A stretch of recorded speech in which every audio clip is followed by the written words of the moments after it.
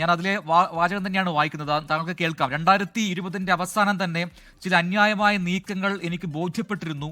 കുറ്റാരോപിതരിൽ ഒരാളുടെ കാര്യത്തിലേക്ക് അടുക്കുമ്പോൾ മാത്രം കേസ് അതുവരെ കൈകാര്യം ചെയ്തു എന്ന രീതിയിൽ നിന്നും മാറ്റം സംഭവിക്കുന്നു എന്നത് പ്രോസിക്യൂഷനും മനസ്സിലായിരുന്നു. അതുകൊണ്ട് ആദ്യ 2 പ്രോസിക്യൂട്ടർമാർ ആ കാര്യങ്ങൾ ഇവരോട് പറഞ്ഞിരുന്നു എന്നെല്ലാം ഈ പോസ്റ്റിൽ അതിജീവിത പറയുന്നുണ്ട്.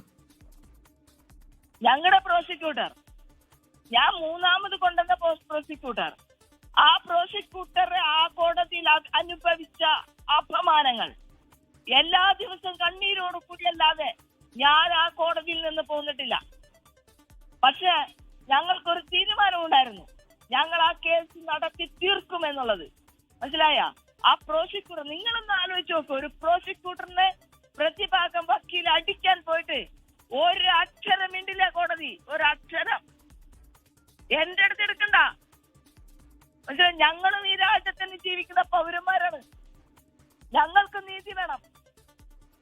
അഡ്വക്കേറ്റ് ടി.ബി. മിനി അതോടൊപ്പം ചേർത്ത് വായിക്കുന്നതാണ് ഈ വിധിന്യായ അതിന്റെ പകർപ്പ് ലഭിക്കുമ്പോൾ അതിൽ പറയുന്ന പല കാര്യങ്ങളും പ്രോസിക്യൂഷൻ, അന്വേഷണ സംഘം അവരുടെ ഭാഗത്തുണ്ടായ ഗുരുതരമായ വീഴ്ചകളെ കുറിച്ചുകൂടി കോടതി ആ വിധിന്യായത്തിൽ എഴുതി വെക്കുന്നുണ്ട്.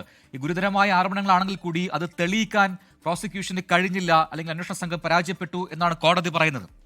നിങ്ങൾ കണ്ടില്ലേ, ഏറ്റവും പ്രധാനപ്പെട്ട ഒരു കാര്യം കണ്ട, ഈ കത്തില് സുനി എഴുതിയ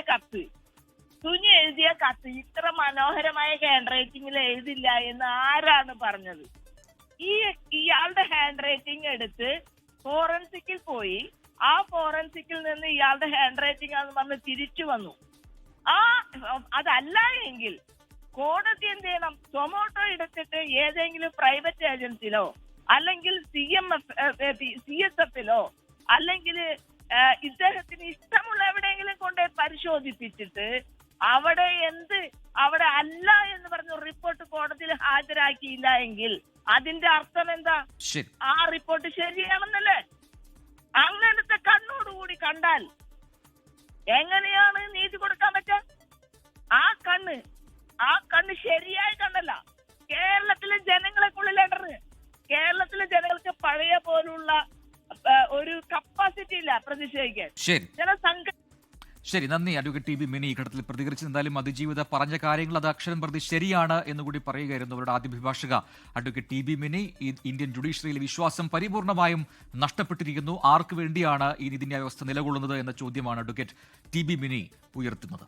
ലോകത്തെവിടെയായാലും ഏത് സമയത്തും 24 വാർത്തകളും ഓഗ്മെന്റഡ് റിയാലിറ്റി പാക്കേജുകളും എക്സ്പ്ലെയിനറുകളും വിശദമായി കാണാൻ ഞങ്ങളുടെ യൂട്യൂബ് ചാനൽ നിങ്ങൾക്ക് സബ്സ്ക്രൈബ് ചെയ്യാം.